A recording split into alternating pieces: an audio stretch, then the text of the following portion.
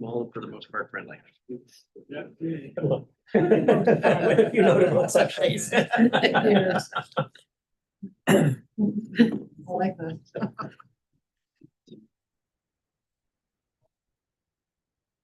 Telling me I'm at a meeting at 7. Even though the volume's on. Are you what? What for this? I don't know, Jason. I don't think it was me. I think I was last year. I'm gonna do the same. There we go. I know, right? Sounds like we're opening. It's been probably two, what is it, 3 years? How many were on? We're all different. Yeah. I haven't received any. We have Chris. Yeah, I don't know if you would. Oh. Well, I'll mark Chris. Yeah, Chris Constantino and William Rose. Yeah, I still want to do it. Somebody's gonna, somebody's gonna. I'm pretty sure I was last year, so I'm okay. And it might be. Yeah. I saw Salem here. I'm here. I'm everywhere. 2 places at once. No back. No, Crazy. they may not even. It is, but, you know, kind of compressed.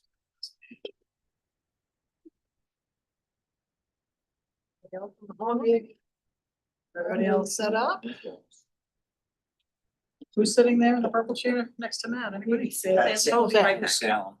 Do And you, somebody's there. do you guys keep the Oh, list but Jerry up wrote. here? We'll try to figure out who's up at Amherst. So. We've got a list. I'm behind you. You can share. Yeah, I was just looking at the empty chair. It always seems to be.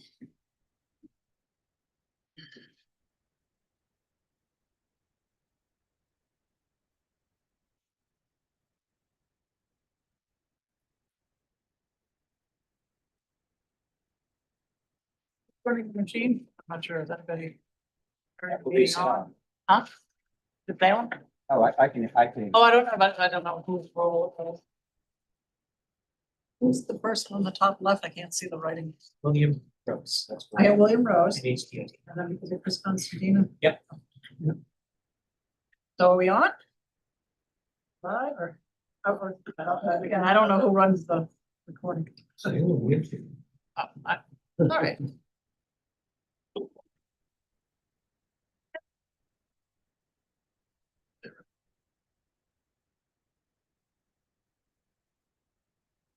Okay. Yeah. Oh, we got Janet.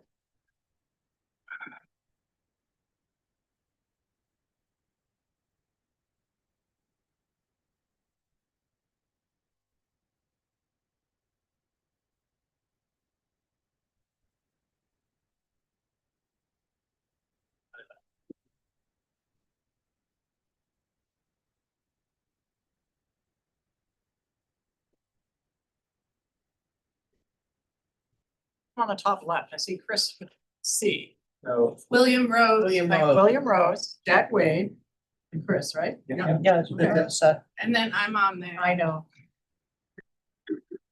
So does Salem get marked as like in person and online? Does it count as a quorum? Counts twice. Twin, right? Don't not breaking any law. You did that someday, doesn't it, too?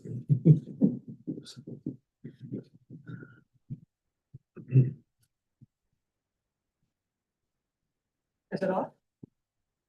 Yeah. Oh, okay. Oh, yeah. So waiting outside, sorry. I thought you heard before. All right, welcome everybody to Wednesday, April 15th, 2026, for the National Regional Planning Commission. We have the full MPO here, full commission meeting. I'll call the meeting to order at 7:05. We'll do introductions. We'll just start. Why don't we start here in the room first? We start down here, just name and the town you represent. We'll go around. Yes, Will Lute, Amherst. Ed Vanderveen Hudson. Danielle Prey Amherst. Heather Corbett, Pelham. Michelle Cook, Pelham. Peter Albert, Merrimack. Alan Rosenberg, Brookline. Charlie Post, Lineborough. Larry LaRouche, Lineborough. Jason Hennessy, Amherst. Ralph Bone, Litchfield. Kimberly Queen in Litchfield. Janet Langdale Milford. John Yule, Milford. Herbert Williams, Wilton. Tim Berry, Mount Vernon. Jerry Roach, mine. All right, we have one. Rick. Tim Tenhay, Merrimack. Yep. David Carra, NRPC. Emma Eric, NRPC. Salem Quinn, NRPC. Matt Watkins, NRPC. All right, and online, we have William Rose. Hi, William. Yeah, Chris? hi, good evening. William Rose, New Hampshire DOT. Chris? Hi, Chris Costantino, Milford. Jack? Good evening, Jack Wade, New Hampshire DES. Great. Privilege of the floor. Would anybody like to speak or add something to the posted agenda? All right. Hands are good. All right. Next item of business, approval of the minutes for January 21st, 2026. I think one clarification, Yes. on page 4, Page 4. need to pull it down, start from Langdale, Milford. If in that first line, you can cross out some. And at the period in the second line after $4 to $11 million to Fairfield High School, and add on the ballot. I didn't want anyone to think that all of a sudden the state gave us $10 to $11 million for our school system and nobody else got a piece of it. Thank you. On the balance. Yes. And on page 4, it says Bohm, New Hampshire State, it should be Bohm, Litchfield. I don't represent the whole state. I know because I'm state rep. All right. So both threes can keep on.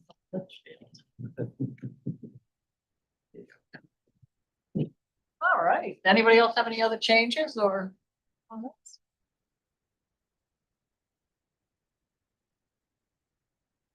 I move the minute as amended. Good.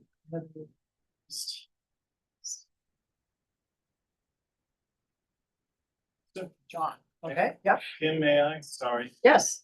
I didn't catch this earlier on page 3, Page 3, Commissioners Roundtable. First bullet is Tenhay. yes. The overall increase to town feels like it was relatively 9% if approved. Sorry. I probably didn't state that right off, but really was the impact of taxes when you did it all. All right. So we have 3 items. Do I have to ask for a second as amended? All right, we'll keep it Mason and John. All right. Roll call. Why don't we start over here? Abstain, or Will Luke abstain. And Benjamin, abstain. Daniel, say aye. Heather Corbett, I. Michelle Cook, yes. Peter Albert, yes. Alan Rosenberg, abstain. Charlie Post, abstain. Larry Lewis, abstain. Jason Hennessy, yes. Ralph Bohm, yes. Tenhay, yes. Kimberly Queen and yes. Langdale, yes. Julia. Herbert Williams, yes. Tim Berry, yes. Jerry, yes. All right. Let's see, up there. Let's see. Oh, Did we miss the anything? online people. Yeah, that's what I'm doing now. All right.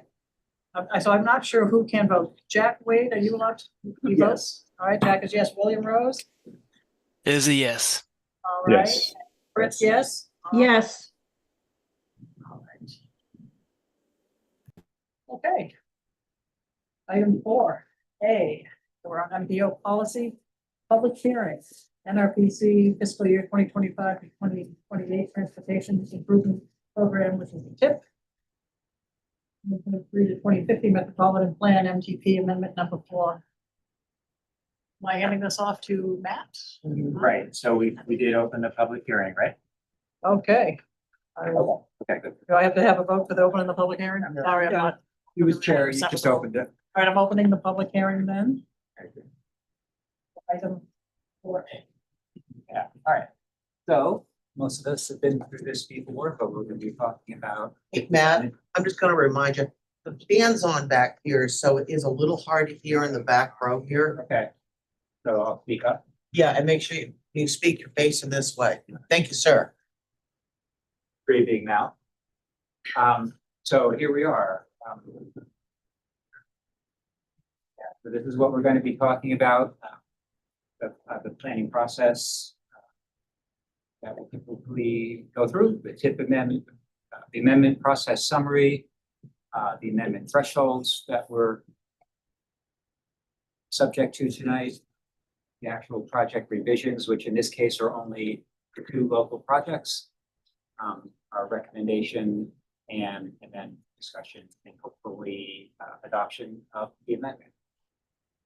So we are amending the 2025 to 2028 Transportation Improvement Program, or TIP. That's the current TIP. And as you know, that's the first 4 years of the New Hampshire statewide 10-year plan. TIP is federal document, 10-year plan is a state document, and then that the TIP and the 10-year plan are a subset of our long-range transportation plan. And this is the process in which projects kind of go from conception up to construction. So the TIP is the next 4 years, and we reasonably assume that these projects have the funding and they're going to move forward in whatever phase happens to be in the next 4 years. Could be preliminary engineering, right-of-way acquisition, or construction. So the process so far, at the interagency meeting on March 12th, DOT introduced the amendment. Staff at NRPC then went ahead and notified the communities that are impacted, and tonight it's Wilton and Hudson. We didn't hear any objections so far. We did a public comment period, a 2-week period from March 30th to this past Monday, and that complied with our public participation process. It was noticed in the Union Leader and then Salem, various social media outlets. We put it out there pretty good. Last week at our Transportation Technical Advisory Committee meeting, we discussed the amendment. There were no objections, and the recommendation by that group was to consider adopting. Here we are tonight at our public hearing. So any questions so far on the process? Janet, am I getting through to you back there? More or less? Keep going. So there are revision procedures that were adopted through the interagency consultation process, which includes DOT, the MPOs, the planning commissions, various federal and state agencies. So there are thresholds that trigger amendments.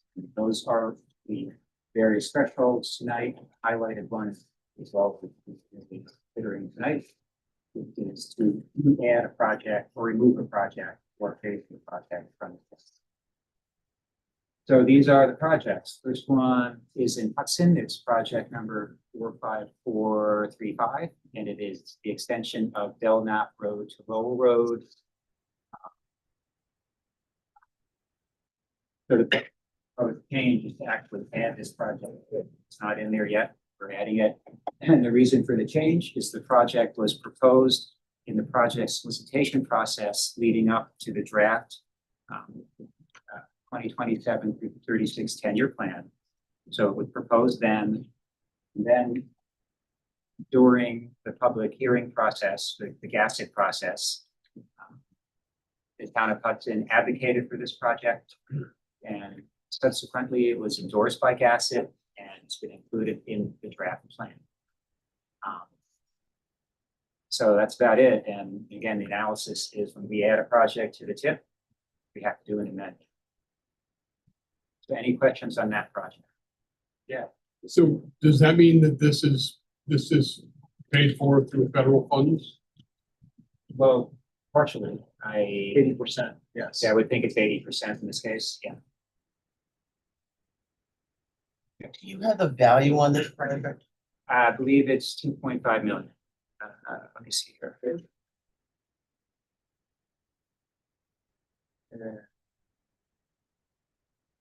Yeah, the project total is 2.5 million. Thank you. Yep.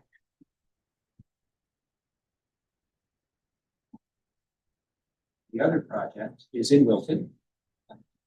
And it's a replacing the bridge over Blood Brook on Old County Farm Road. And I'm gonna try to minimize this here.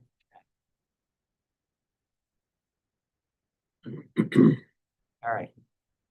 So this project happens to be about, halfway or partway between Milford and Peterborough on 101 and just up off of 101 on Old County Farm Road, just for some perspective context. But so project is being removed from the TIP, and the reason is that the construction phase, which currently would be funded with federal funding, the mobile program, is it's not going to be funded that way. There's been consultation, and I'll talk about it in a moment, and they've moved funding around. It's no longer going to be funded with federal funding. It's only going to be state funding, and therefore it's not in the TIP. No federal funding means it doesn't have to be in the TIP. It's in the 10-year plan, not the TIP. And the reason for the change is it addresses detour issues by combining the rehabilitation of not just this bridge, but another bridge that I'll show you in a second. So, and Kermit can jump in, or anybody that might know this better than me, but so the bridge that's being replaced that we're talking about, that's coming out of the TIP, is down at the bottom, just up from 101. There's also this historic county farm bridge at kind of the north end of Old County Farm Road.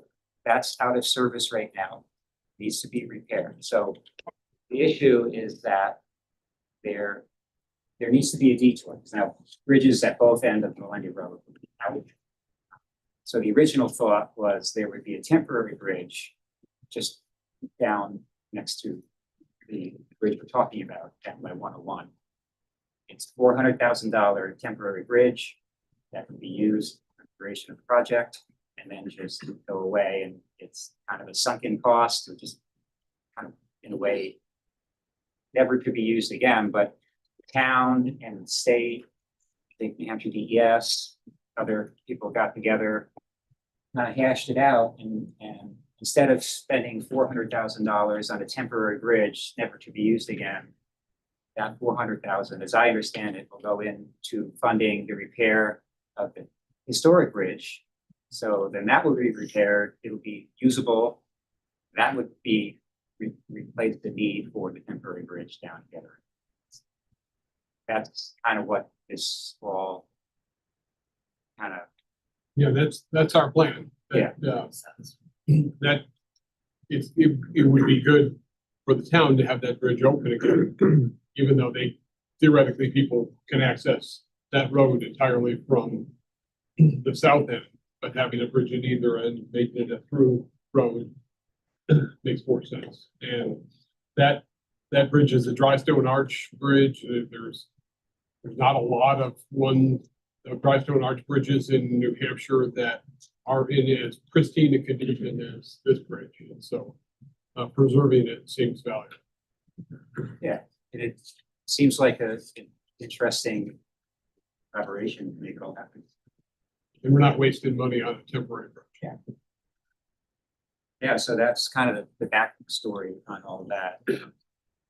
So that, again, it's coming out of the TIP because technically there is no federal funding.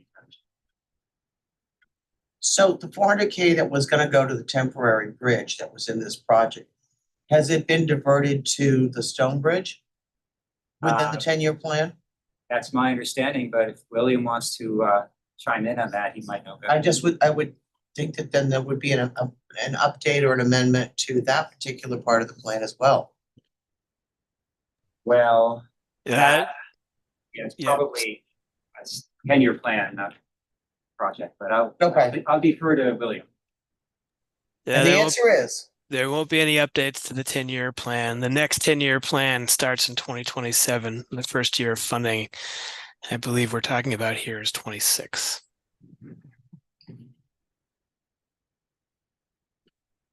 Yeah, the plan is to do the work this year. so if the plan is to do the work this year and the 400K was supposed to go to that plan. That was going, well, that was going, It's still in the project. The money isn't going anywhere. The other bridge is just shy of $1 million job to get back into shape. So with the 400,000, it's still being spent on a bridge project in Wilton. It's just not going towards the temporary bridge to provide access to that road during this project. I understand that. I was just trying to make sure that 400K actually was going from bridge number 1 on the north side of the road to bridge number 2 on the south side of the road to keep that Stone Arch Bridge, which you've been trying to get done, Kermit, for 10 years now? Yeah. Yeah. And the answer to that is yes. And the reason why is the temporary bridge was being installed in order to provide continued access. Without that bridge, we're essentially dealing with a dead end road. And so we can't just leave folks stranded in the middle of the road. So the access plan now involves upgrading the other bridge. all right. All right. This was not in your packet, and what this is about is the Federal Highway Eastern Federal Lands Transportation.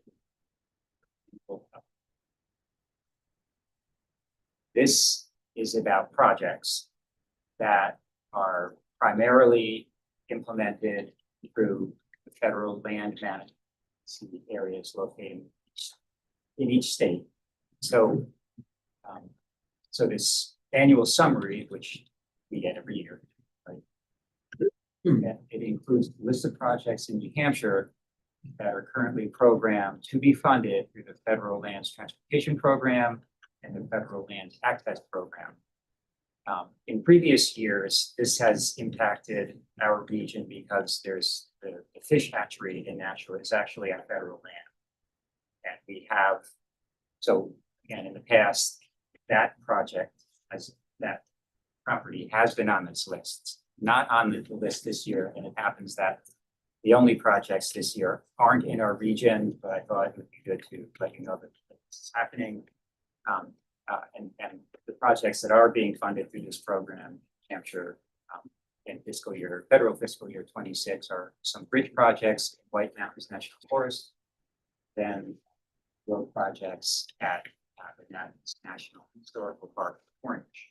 So for your information, we do want to include it technically correct. And are there any questions on that program?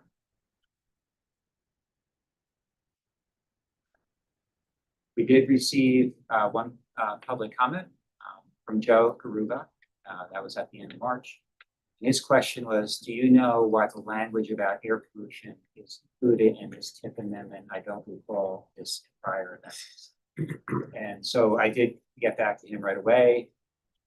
So we do include air quality conformity determinations in every one of our TIPs. If you look at, so there is a link in the public notice and in anything we send out with respect to the amendment, there is a link to the full amendment documentation on our website. There is air quality conformity in that. So I think Joe just didn't see that.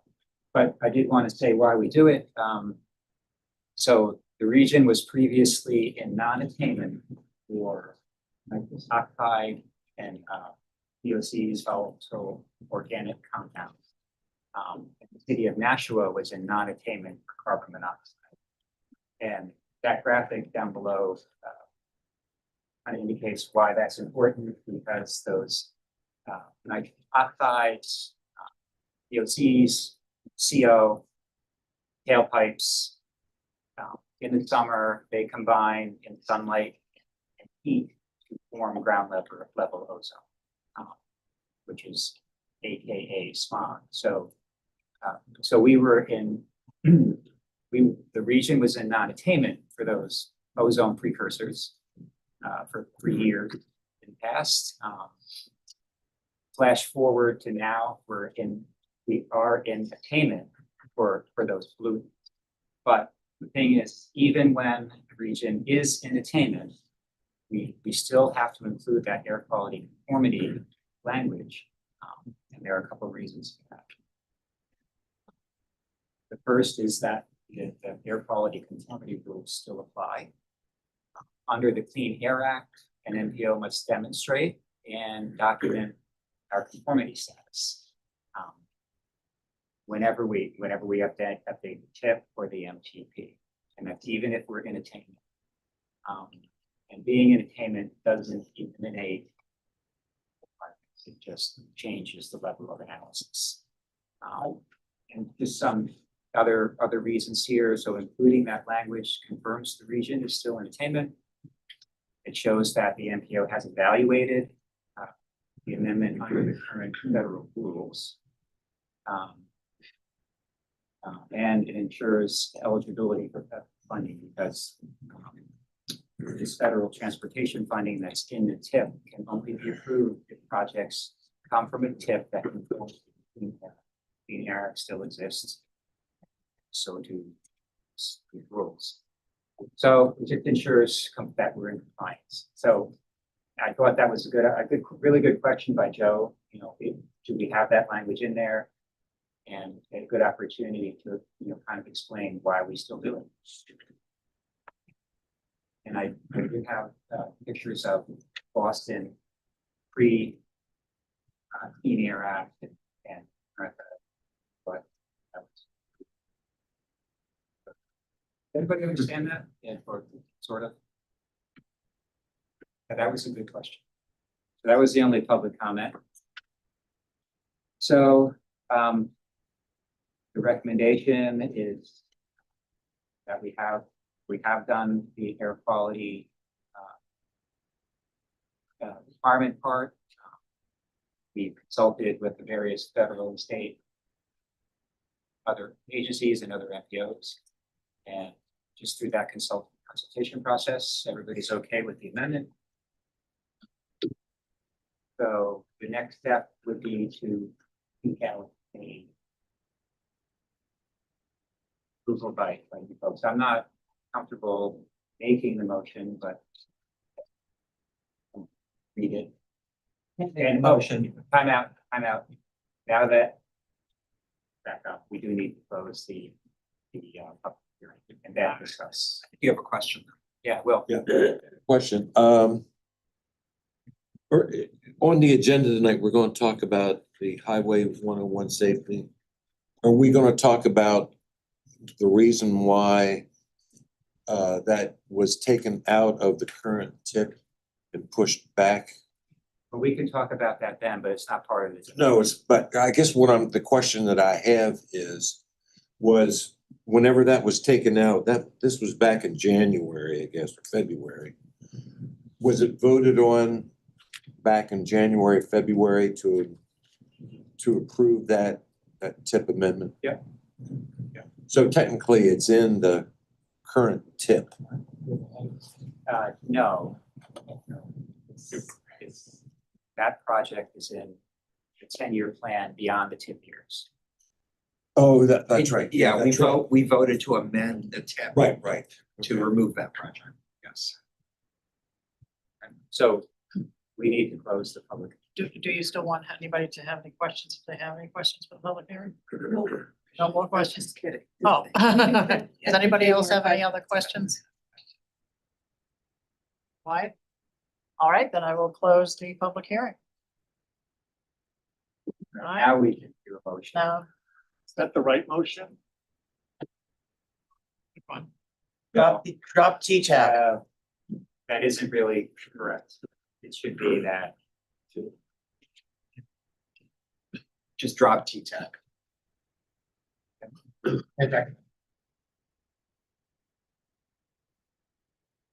That's right. Madam Chair, I make a motion that the NRPC adopts Amendment 4 to the FY 2025 to 2028 NRPC Transportation Improvement Program as discussed. Okay. Got a first and a second, all right. Any other discussion? Technically, we're the National Metropolitan Planning Organization. Aren't we that committee that's actually making the vote Yes, it's the MPO. and not the NRPC commission? It's a slight variation of green. What can I say? Okay, so NRPC MPO represented. As amended. without objection, Madam Chair. Just so I'm clear, it's gonna say NRPC MPO. That makes sense. All right, we have amended. Same second. Any other discussion? All right, roll call vote. I'm gonna vote negative on this until the amendment that was done in January is put back into because I think the New Hampshire 101 project that was from Wilton through Milford to Amherst and Bedford is really important. I mean, there are accidents there all the time. So I'm not going to approve this amendment until what was taken out in January is put back in. So I vote negative. Ed Vanderveen, yes. Ray, aye. Heather Corbett, yes. Michelle Cook, yes. Peter Rabbit, yes. Alan Rosenberg, yes. Charlie Post, yes. Larry Lewis, yes. Jason, yes. Laflamme, Technic, yes. Kim Queenan, yes. Langdale, yes. John Yola, yes. Williams, yes. Tim Berry, yes. Jerry, yes. All right, move on the screen. William Rose, Yes. Chris Constantine, Yes. Constantino, sorry, and Jack Wade. Yes. All right. One no. Yes. All right. Next item. 2025-2028 tip for February, March, and April. Yeah, so minor revisions are informational only. They fall below the code for being amendments. So we typically we notify TTAC and you just for information purposes. And so they're kind of similar to amendments. There are various thresholds, and for the various minor revisions that we're going to just highlight, there did some minor changes in the total cost of the project and changes in the fiscal year and moving phases around. So in February there was Jason, we'll go through these. You can just briefly go through Yeah, the okay. highlights. So in February, the Merrimack project 29174, which is the bridge replacement over Babusick Brook and at the same time including the intersection of Wire Road. That project decreased by a little over 1%.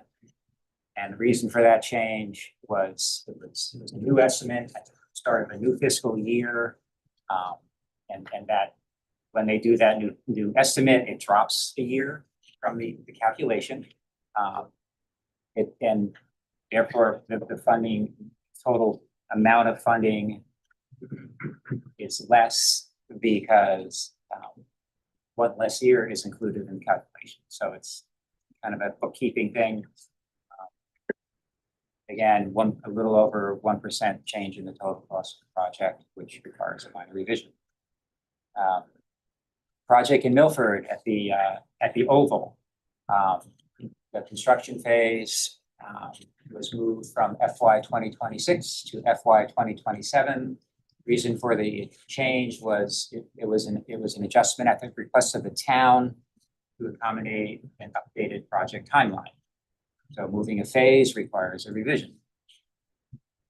And then there were minor revisions for the three main funding programs for National Transit System. So the 5307 is basically their operations funding.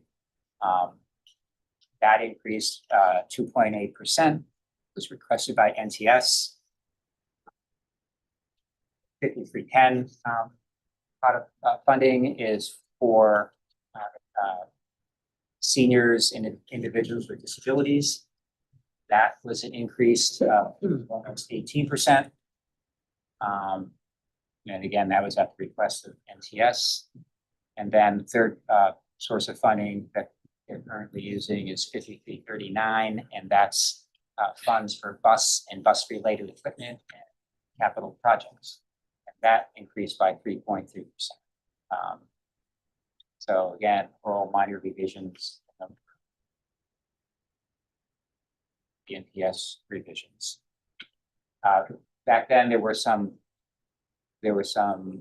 statewide projects, culvert replacement, and that was shifting construction between PE and right-of-way phases, shifting construction funding to engineering and right-of-way. And then post-construction environmental commitments, they shifted funding between project years. So no major changes for any of those. In March, Amherst Project 42593, which is the rail trail between Babusick Lake Road and Walnut Hill Road. The overall project cost increased by 2%, and the PE and right-of-way phase moved from FY 2026 to 2027. And this was an inflation adjustment and updated project schedule at that time. Also, the same Merrimack Babusick Lake Bridge and Wire Road intersection had another minor revision. It's moving in the construction phase. Actually, the construction phase came out of the TIP. And the reason for that was construction was delayed because of delays in right-of-way acquisition. Also in Milford, the rehab of the swing bridge was amended or revised to because of an increase in the overall funding estimate. And that was because of just a new funding, a new project cost estimate. Also in March, in Pelham, there's the Main Street Bridge and culvert replacement. A funding source was added, surface transportation block grant funding was added. And the reason for that is DOT sometimes they have to move funding around between types of funding just to to maintain financial constraint. And that's what happened in this particular case. And there were programmatic changes, the statewide corridor program moved funds from 2027 to 2026. Pavement of tier 2 roadways. They shifted construction from fiscal year 28 to 2026. And then resurfacing of tier 3 and 4 roadways, they added preliminary engineering phases in all 4 TIP years. And then lastly, in the April minor revisions include Brookline, the intersection of 13 and Old Milford Road. The overall funding in the TIP years is increasing by 15%. The right-of-way phase moved from 2026 to 2027. And they added funding. And there continues to be that there's no local match requirement for the project. Let's see. And then the last revisions in April were programmatic, statewide culvert program. It has increased funds. The post-construction environmental commitments increased funding. Statewide guardrail replacement program shifted from funds from preliminary engineering to construction. Yeah, Tim. That just jumped out at me two slides back.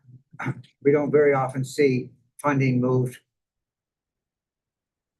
from ahead to back to us. In other words, that funding's moved from fiscal year 27 to 26. Same thing, 28 to 26. I'm just curious, we don't see that very often. Usually it goes in the opposite direction. Right, well, maybe not changing. You're not changing the total amount of funding in the program. You're just, They're changing the amount of, The amount. when it's gonna happen. But it's a good point. Usually things get pushed. Yeah, out. yeah, I'm just, do you have any answer for us? Why these projects are being moved ahead when almost all the other projects in the state are being moved into the future? Probably a William question. That is. Well, I was hoping that maybe he would answer it too. Yeah. Sure. William,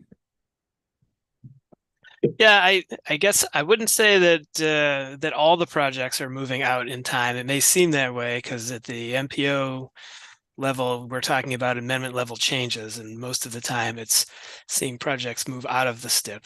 But in the programs, generally we're trying to manage dollars to when we think projects are going to be ready to use those funds. And that's where you'll see in a lot of instances money moving forward in the STIP as opposed to moving out. Thank you.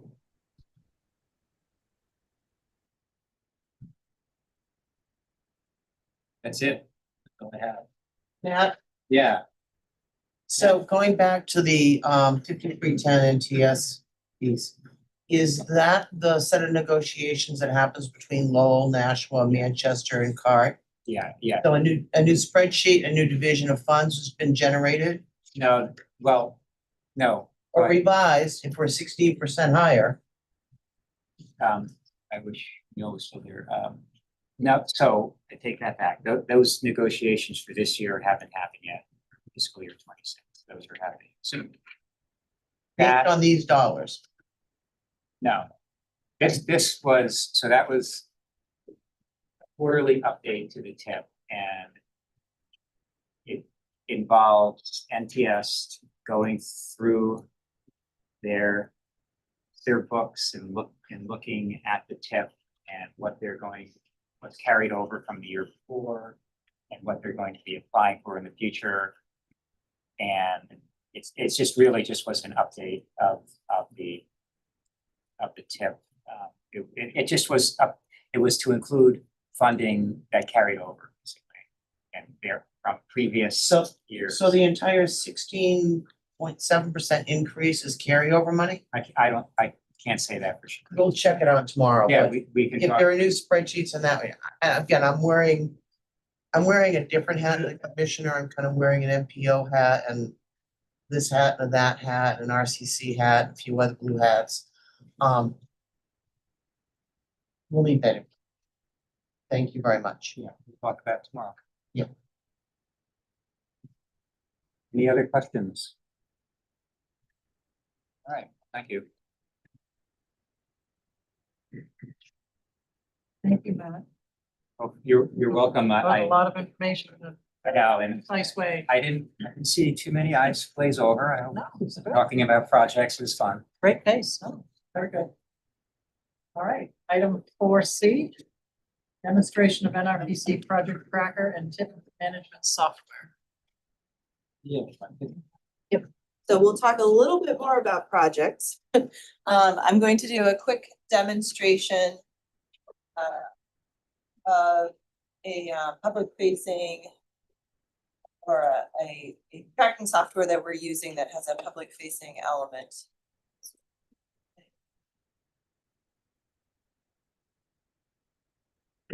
Keep doing that, please. That's just, yeah, the tab that's up. Go to the other. Okay, so you all can access this project tracker software, the public facing part, from our website. It's this MPO project tracker button right here. And it has a little intro page. And I guess just to back up a minute, this is the software that we started using, I don't know, 9 months ago, a Yeah. year ago. Yeah. Um, Well, kind of the background is, so this is, it's called Project Tracker. It's tip management software. And previously, so every 2 years, we get a full update from DOT and the tip projects. And it used to be that still get this massive spreadsheet of all the projects. And previously we had to take that and somehow accurately put it into our project list. And it was a lot of work to make sure that everything carried over correctly. And it was very much handwork in Excel spreadsheets throughout other MPOs that had databases to do it and so on, but nobody had a really good, efficient way of doing this. And it would be painful for us to do these tip updates just to get the project list correct. So we banded together with the other MPOs and we tracked down, looked for companies that provided some software that would make that easier. And this is the one we came up with. And so now, and Emma's taken it over and really enhanced it. And so now we get this export from DOT, and it just takes very short amount of time to suck it into this software. And then there's all kinds of things we can do with it. Yep. We can touch. Yep, all sorts of So things. are you saving like 50% of staff time by having the software? Or more? A lot, yes. A Good lot thing. of time. That's a good thing. And you may notice in your packet for Amendment 4 tonight is the first time we've included information that was generated. It's software. So it's going to be really good. Yeah, yep. And one of the great things about it is that it does have this public facing side. So so you all can take a look, and anybody in the public can. Like I said, this is the welcome page with the intro. If on the top here, you can look at the interactive map. And there is an RPC boundary layer that you can turn on if you want to look at that. All these dots and lines represent different projects. Their colors represent what type of project they are. As you move in on the map, this list adjusts to show the projects that are in your current view. I'm going to zoom in here on a project in Merrimack. So this little tiny box pops up, but you can also look at all the details for the project. And you can see the where the current funding is for it in what years. You can also look at the history of how the funding has shifted around. It was revised in March with a minor revision, and then before that in February, like Matt was saying, it's been revised a number of times. So you can go back and look at those changes if you're interested in that. You can also get this short list of revisions where it's easy to see the total cost and how the total cost hasn't shifted too much. It's gone up, it's gone down, it's about in the ballpark. So it's really easy to see what's going on with this particular project. You can also download a PDF right from this this view, which gives you a nice, I think you could uncheck some of those boxes and not include all these things, but you can get a nice report of sort of the history of funding changes to this project. Let's see. You can also, if you prefer to look at lists instead of maps, you can go to this project tab. And it might take a second to load. You can, if you know the project number, you can just enter the project number in here and pull it up. You can also search by municipality. Because we've banded together with the other MPOs, all the towns are listed in here, not just our towns. But you can easily pull up our towns. It usually takes a little nudging, but it will pull up the list of projects. In this case in Merrimack, and we can find the same project through here. Even though it doesn't turn into a grabby cursor, you can click on those lines and it'll pull up the same information from that point. One other thing to show you in here is that this is currently showing The tip, there is this choose button up here for the 10-year plan and the Metropolitan Transportation Plan. We don't have all the projects loaded for those two at this point, but I am working on that. So at some point you'll be able to toggle between those, look at projects that are further out. And I guess before I move on, does anybody have any questions about this public facing? It's pretty straightforward, yeah. No question, but I think this would be good to supplement what Matt just went through with the tip changes. I mean, you could easily, as you go through that, call this up. Because, I don't, a lot of people don't know the towns in Hudson or Hollis or wherever. But I think it would be a good thing to show, for the PTAC and for the commissioners here. Yeah, to use it. So, yeah, maybe, whenever you redo the tip amendments again, this would be good to integrate. Okay, and then I'll give you a quick peek at the back end. So this is not public facing. This is the dashboard that I look at when I upload things and make edits to projects. And you can see how we can move projects along from draft to accepted. There's the 3 different plans. These draft projects in the tip are the ones that are in Amendment 4. So we'll be accepting those and accepting those soon here. We can also search by that same project ID up here. So I can pull up that same Merrimack project. I can really see a lot of details here, a lot of places to enter information. Probably one of the great things about this back end is that we have a lot of options for reports and things. So if you wanted, a specific list of, or wanted a little more information, then you could find on through the public facing one, that's something that we could generate. We plan to be using more of these reports in some of the documents that we create. So if some things look a little different, that might be why.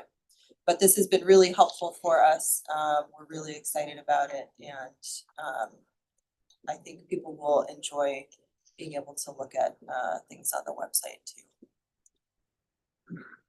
So the data comes from New Hampshire DOT. Correct. They come from, it comes from DOT. And how often do you get dumps of the? Yeah, so Pretty we- regularly. Pretty regularly, at least monthly, and then when the amendments come around, that's on top of the monthly. So, and then as things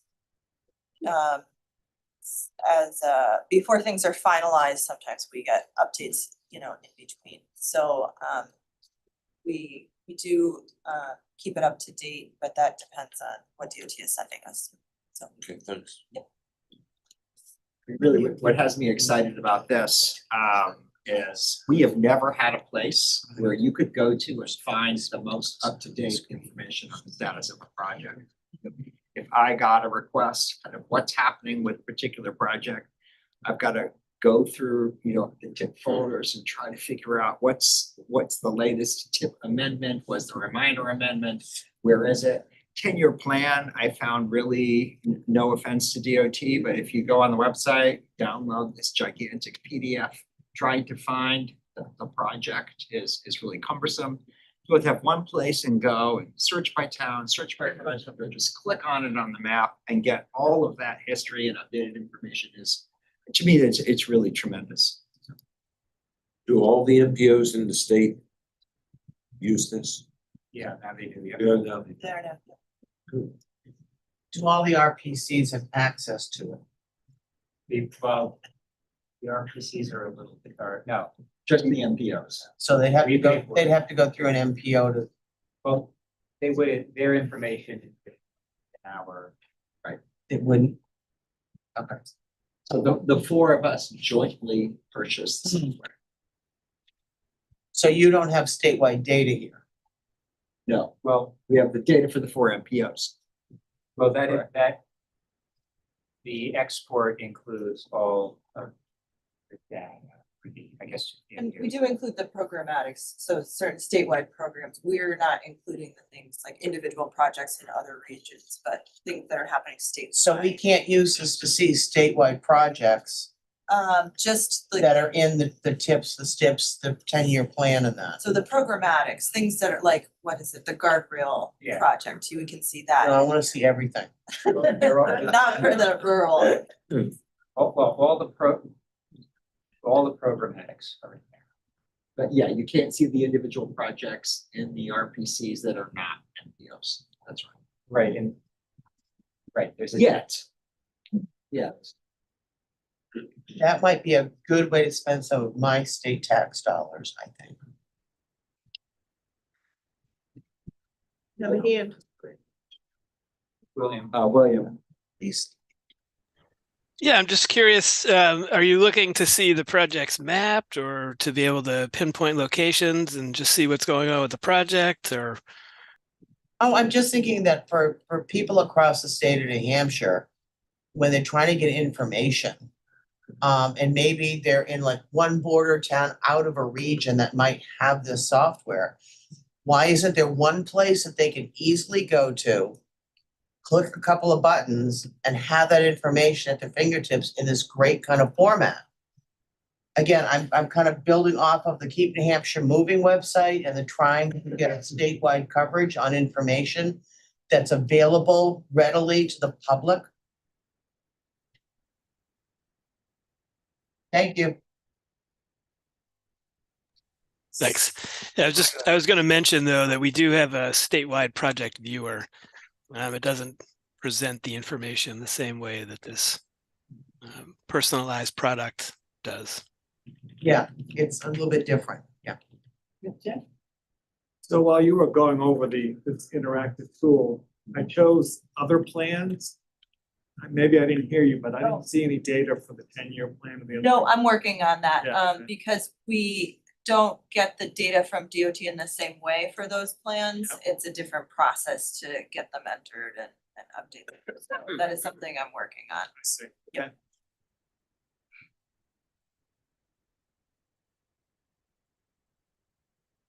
Item 4D, New Hampshire 101 Safety Improvement Mission Statement. It's on the back page, right?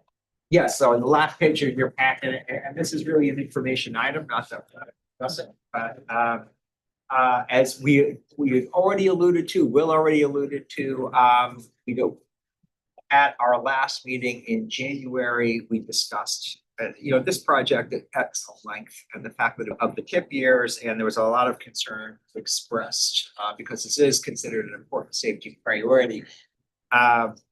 After the meeting, there was discussion the executive committee level.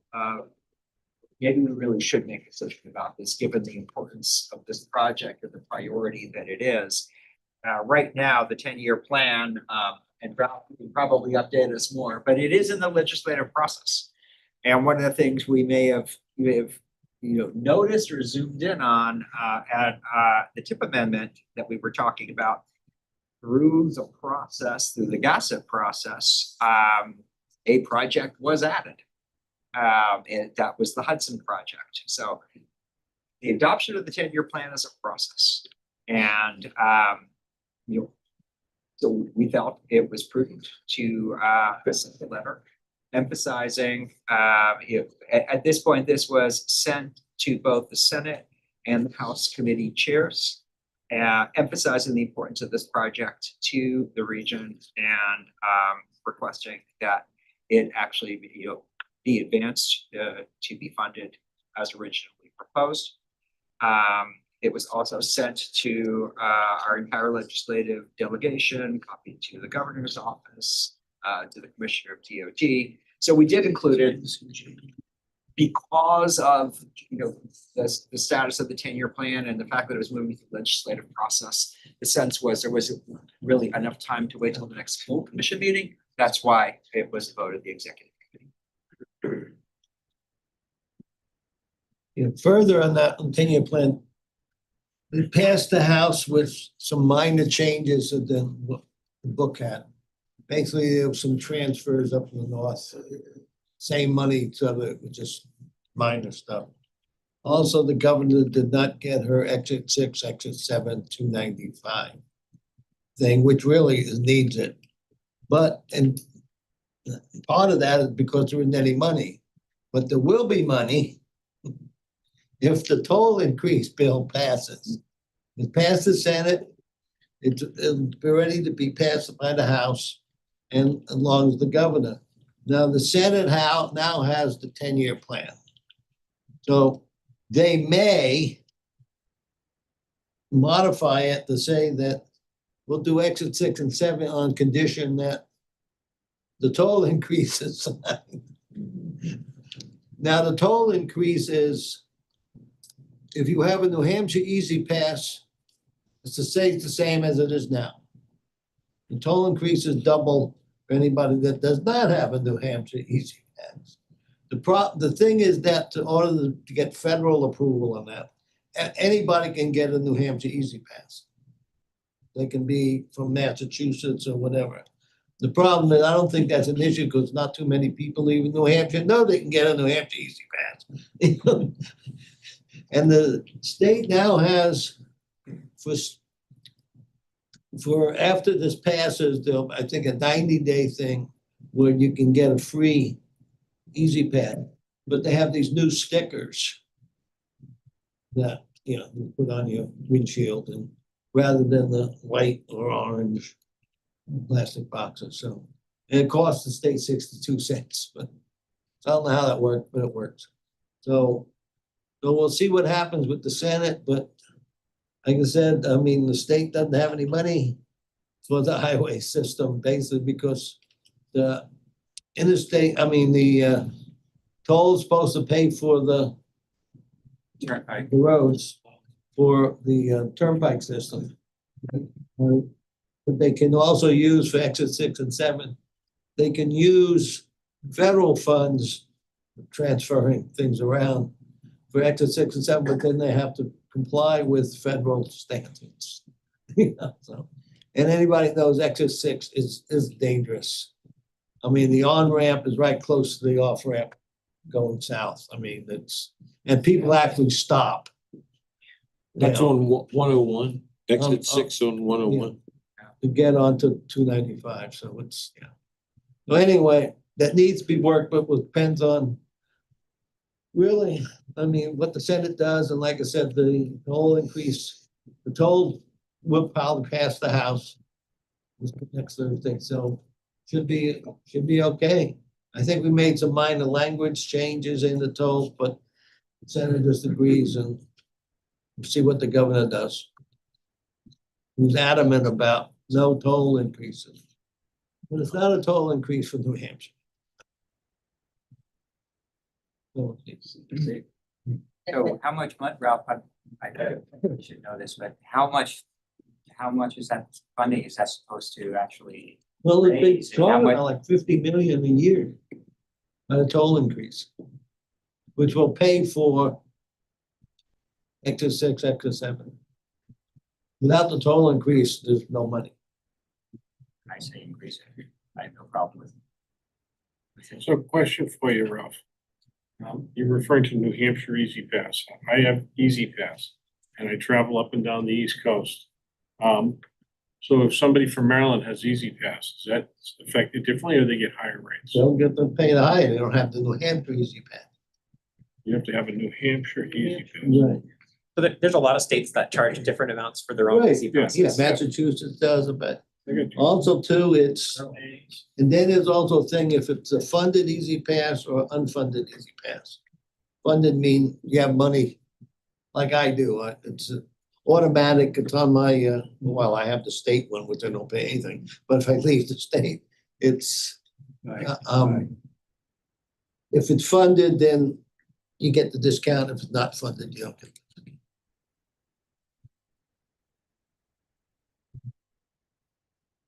So more to come. And obviously, we're watching, hopefully everybody's getting all the bill summaries that we send out. There's obviously a lot of them. Oh, yeah, they're good. I like Very good. And of course, the 10-year plan is one of those bills.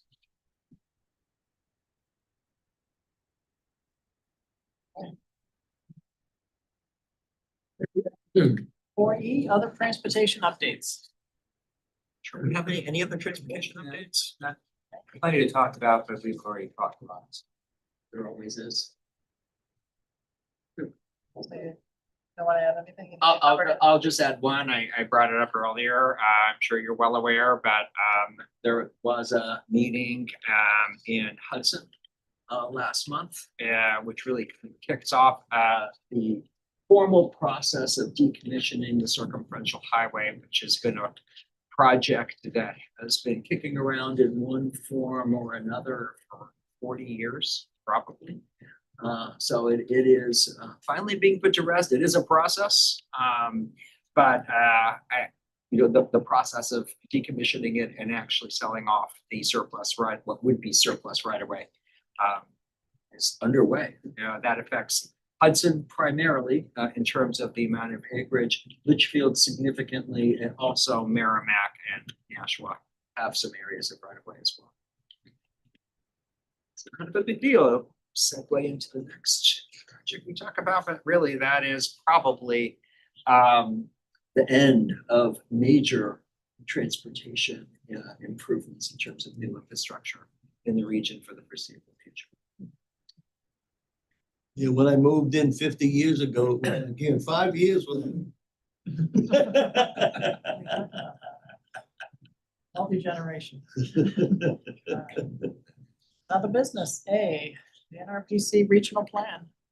I'm just going to give a brief overview of where we are, if I can get to it. Well, if Salem could get to it for me.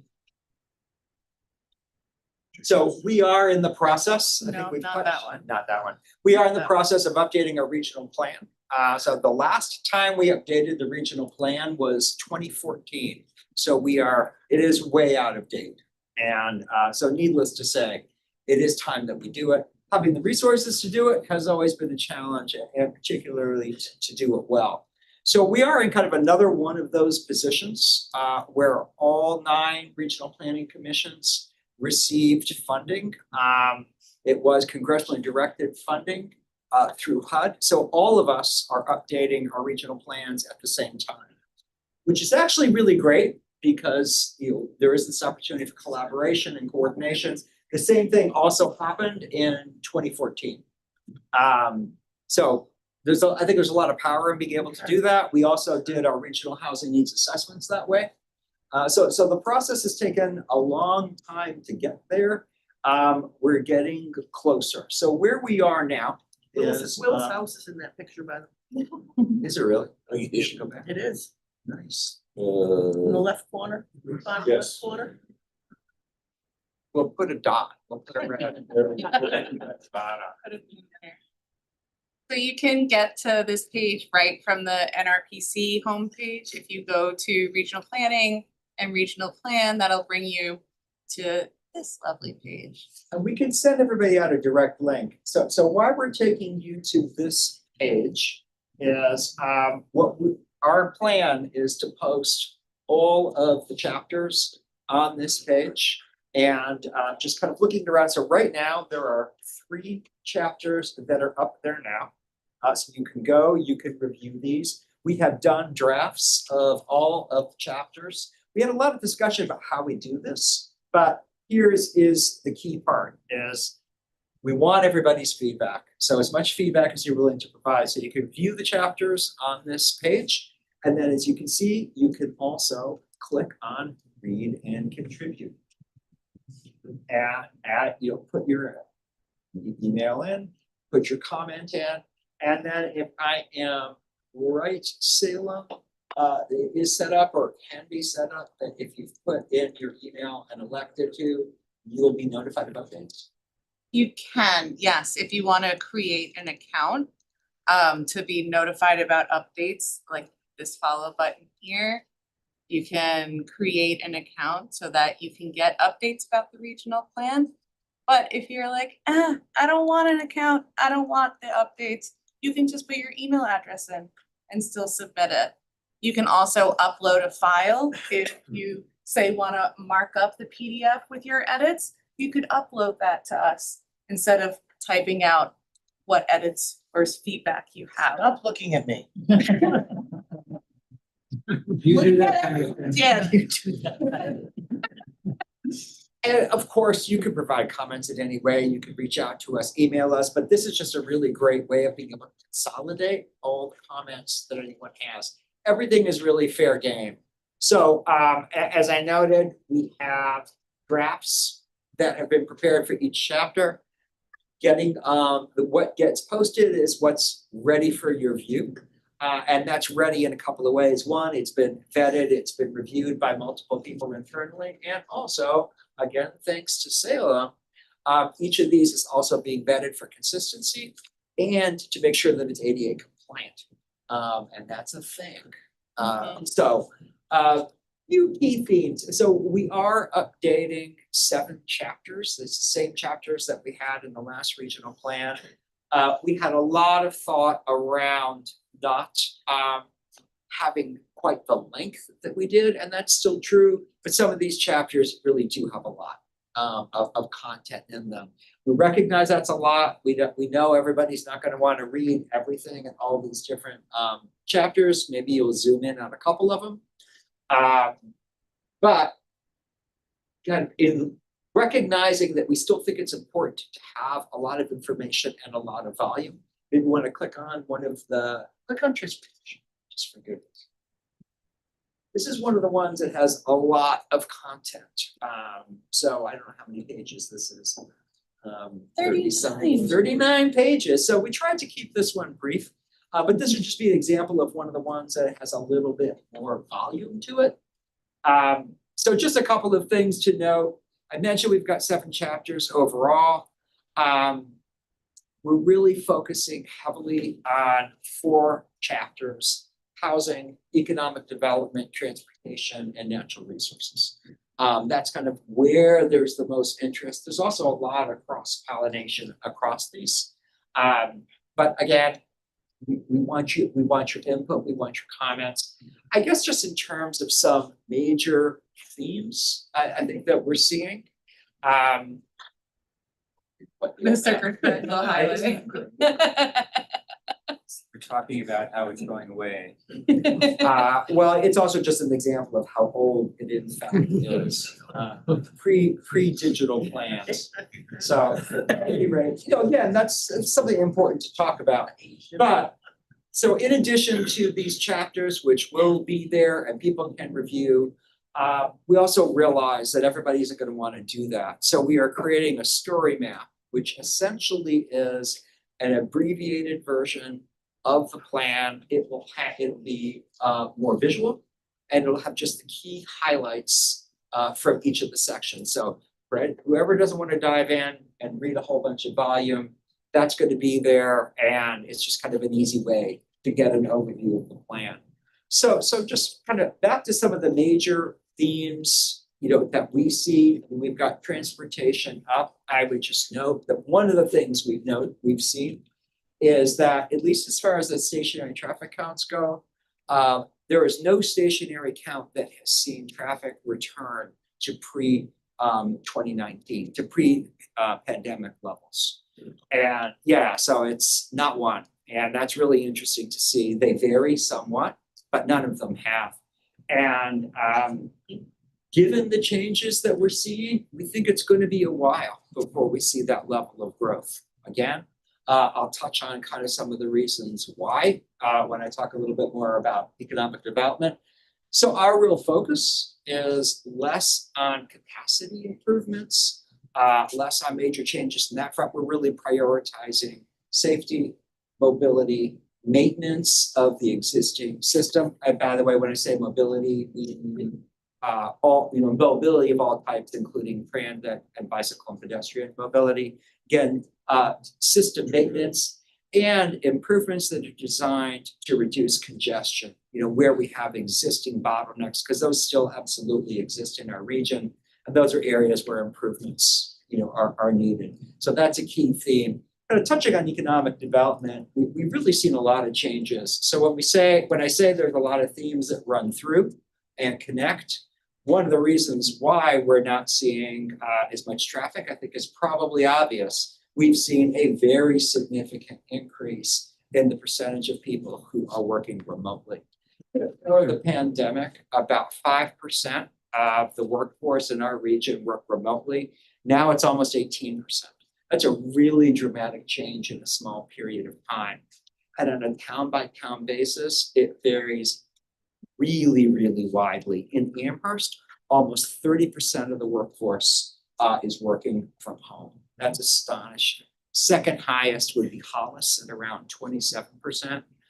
So it varies, but those are huge changes, not just affecting transportation, obviously, but it's really affecting how we live, how our economy functions, and how that ripples through is going to be something really interesting. I can't say I fully wrap my head around it, but what is clear, just kind of based realistically on where we're seeing the highest percentages of people working remotely, a lot of these folks are working remotely and are also highly paid.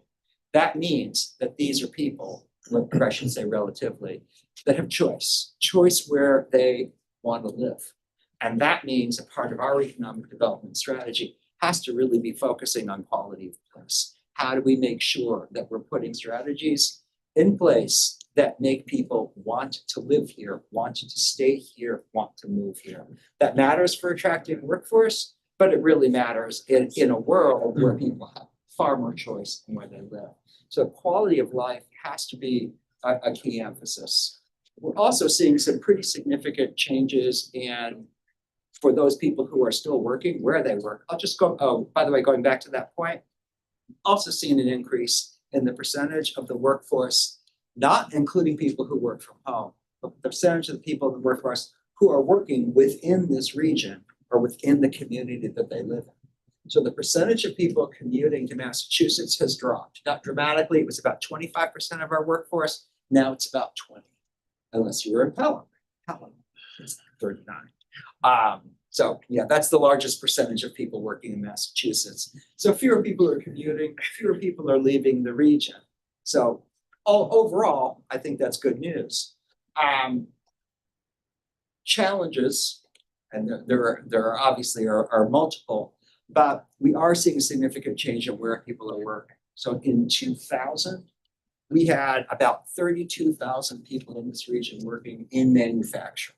It's less than 17,000 now. That's a really, really dramatic drop. Why that matters? Average weekly wages for people working in manufacturing are much higher than the average wage and much higher than in our second. So by the way, manufacturing is still our largest employment sector, and we are the only region in the state where that's true. We have the largest percentage working in manufacturing. So that's still true, and that's really great. And the decline is not just because we've seen jobs leaving, plants leaving. It is also because of increased efficiency. So that drop of almost 50% doesn't necessarily mean output is dropping 50%, but it is significant. Our second largest employment sector is retail. The difference between retail is paying average weekly wages of about a third of what you're paying in about $900. So it's a growth sector, but that is something that we have to be concerned about. And then obviously there are all the unknowns. You can't turn on the radio and not hear somebody talking about the impact of AI, but we really don't know what that's going to do. We don't know what that's going to mean.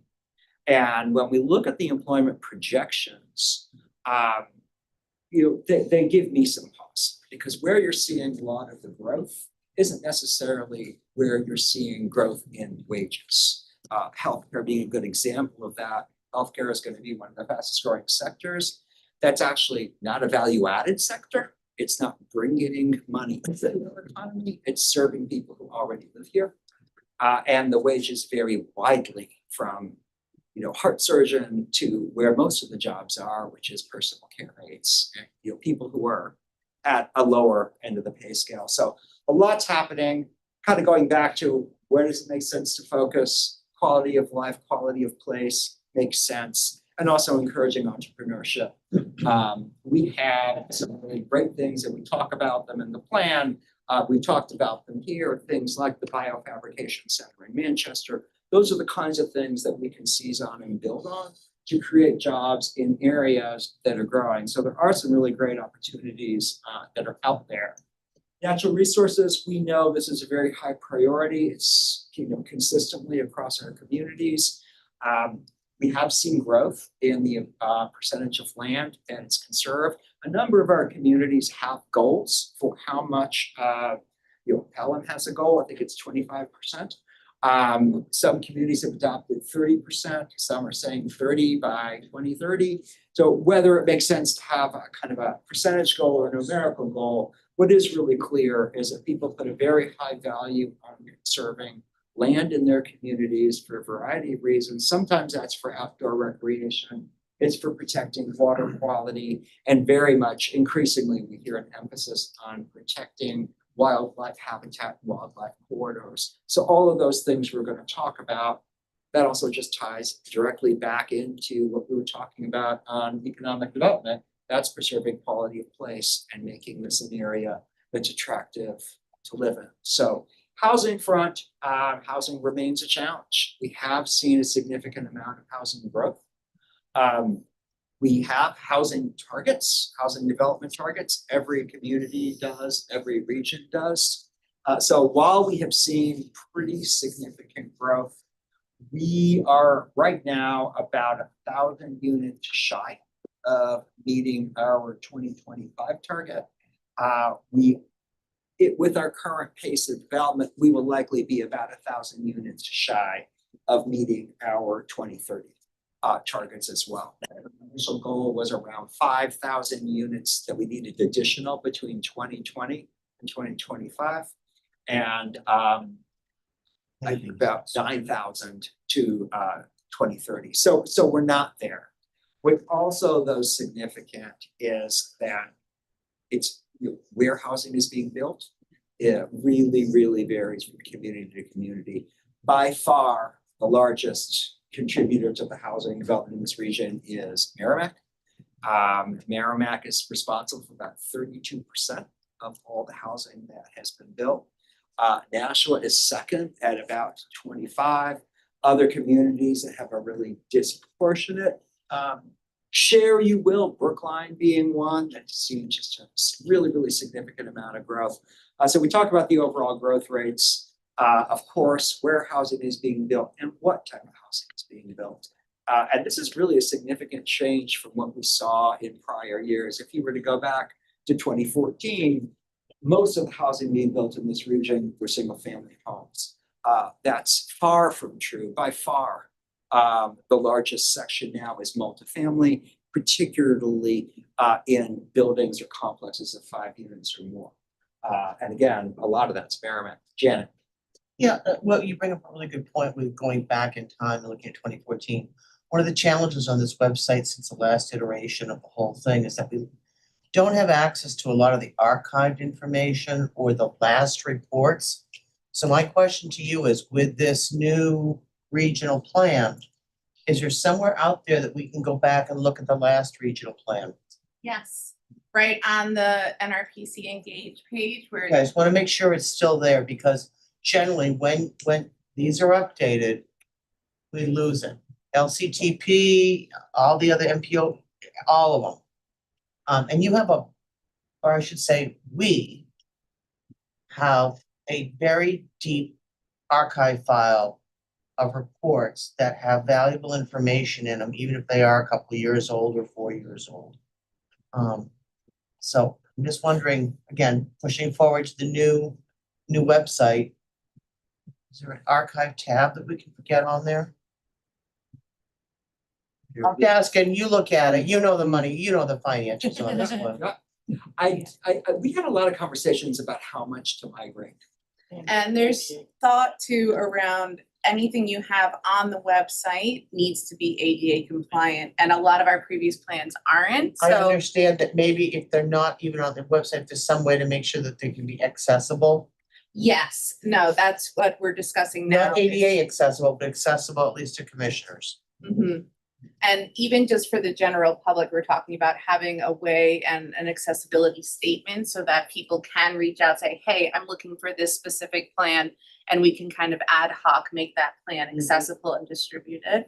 But yeah, if there's ever a plan that you aren't able to find on the NRPC website, just let me know. It used to be very easy to do, because you could flip it open, you could go to Amherst and you could see special plans that were done for Amherst or Milford or Wilton. You can go to and get the big ones, so.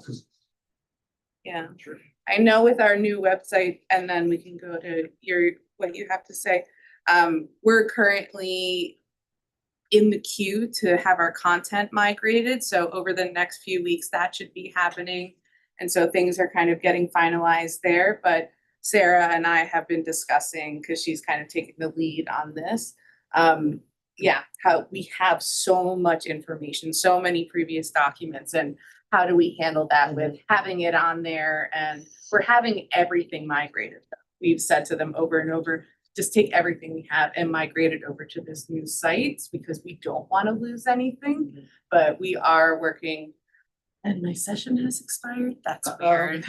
But at least to your point on the prior regional plan, there is a button on the top and that'll get you there. Yes.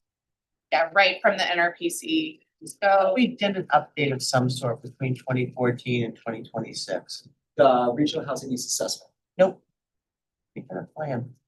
So this is the Gen Sys plan. Yes. Okay, thank you. Well, Yeah, just a couple things. So how many of the towns have commented on this? I mean, have you gone out with the data call? we are rolling this out to you this evening. Right now, there are 3 chapters up there. There will be 7. Okay, and who's the master Bubba editor here? Because they're gonna get a lot of data.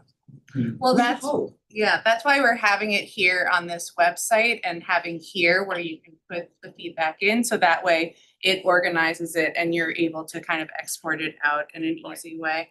I know Cassie is kind of driving this project to the finish line, but she's not alone. Like, everyone's chipping in to review things, and yeah, it's a real team effort. Yeah, and the other thing I've noticed, it looks very town master planish. So if we would just send you our current master plan, would that help? Or we have, transportation and stuff. Absolutely. Yeah, But so by now, they should have already looked at those. If they're in the writing standpoint, you've looked at all the master plans, you've contacted That's everything. exactly right. So when this process first started, we looked at every master plan in the towns, and what we tried to do is pull together the common themes. So that was kind of feeding the whole plan from the get-go. And I know I was rather flippant saying no, but right now, what would really be helpful to us are comments that are specific to these chapters. And I think to Salem's point, if you comment, you can comment any way you wish, but if you comment through the site, we can aggregate those comments. So it's easier for us to track and then use them.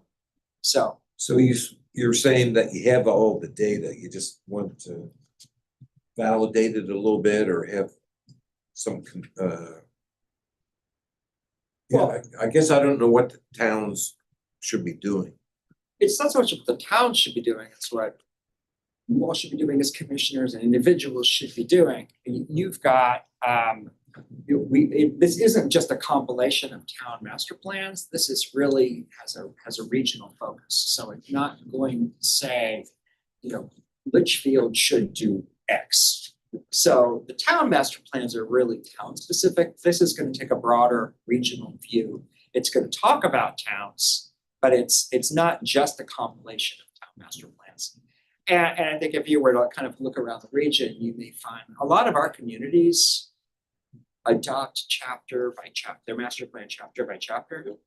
Some of their chapters are really old and, might not actually even reflect what the community is looking for now. But we did make an effort to look at everybody's master plan. And then my final question is, after you get all this data, how is it going to be used in a positive way? What can be done with all this data that we have for our regional plans, what can we do? Can we pull things out, do, input to the TIF or? Absolutely. You could use it in that way. You could also use it in your own communities. There's going to be a lot of data there. There's going to be a lot of information there that is as current as we could make it. Yep. So I think it has a value in that way. Ideally, it should be driving our strategies, our policies collectively. And so the goal is we're going to be populating this. We're going to be adding information to it. Comments that we get back from everyone, we're going to take those, review those, and we're going to make edits and revisions, to the content that you see. The goal is to then bring this back to the full commission for adoption at our June. So that is the goal. And so we will, and at that time, we'll give you a comprehensive presentation on kind of what are the highlights of each of the chapters. And we will talk to you also. Ideally, we'll be able to say, these are the comments that we received. Would it be fair to say that as community representatives, the members of the commission, that if we have time and we're interested, it probably would be helpful to look at, if you have one chapter or every chapter that you want to read, look at it from the perspective of your community. Is the information about your community correct? And then put your commissioner's hat on and look at the recommendations. And do the recommendations, the outcome things that are coming out of this plan and all of this work, do they reflect what we believe should be the recommendations for the greater Nashua region? Right. Who are the primary intended audiences for this? So the audience is first and foremost our commissioners, right? But they're really all of the stakeholders that we have. So it is our municipalities, it is our communities we would anticipate would be using this data. And people can, I say data, it's not just data, it's goals, recommendations, and strategies. So that can be used in a lot of different ways for any citizen. Maybe you're just interested in housing statistics. You can go there and pull what you need for whatever purpose that might be. Maybe you're working in real estate and want to cite some numbers in a report. So it's going to exist in that level. It's also a resource for if anybody in the community is interested in, say, applying for a grant. If you are able to say, this is what we're applying for, and it aligns with strategies that are identified in the regional plan, that's something that you can put in there at site. So it has a value in that way. And hopefully it's sufficiently reflective of, kind of our collective goals and strategies that we buy into, that it will inform what this organization does, what this organization prioritizes. So I think it could be used at a lot of different levels, but for maybe those would be the primary audiences. So what are the other chapters besides those? I'm sorry. Well, he started on 2 points I wanted to make. Can you somehow show the other chapters that you plan to put out there in this list? So if we're looking for data, we can say, oh, that's probably in the chapter I can't see right now. Oh, coming soon? Can we coming soon? Yeah. Sure. Yeah, something like that. So yeah. And then the other comment I have is I'm assuming that recommendations and things like that are aligned with our statement of strategy that we approved less than 2 years ago, or about 2 years ago now. Yes. Yeah. Yes. That's definitely one of the documents that informs the plan. Absolutely. I was hoping it was, yes. Well, yeah, and especially because that also was the product of a lot of outreach. And a lot of, exactly. So yes. With the caveat, though, that it's 2 years old, right, and that we have seen some evolution. Of course. Yep. Yeah, you're absolutely right. That's a good point. Thank you. Is that on the website, the statement of strategy? Yes. Yes, that lives under about. I won't put you on the spot though, but yes, it's on the website.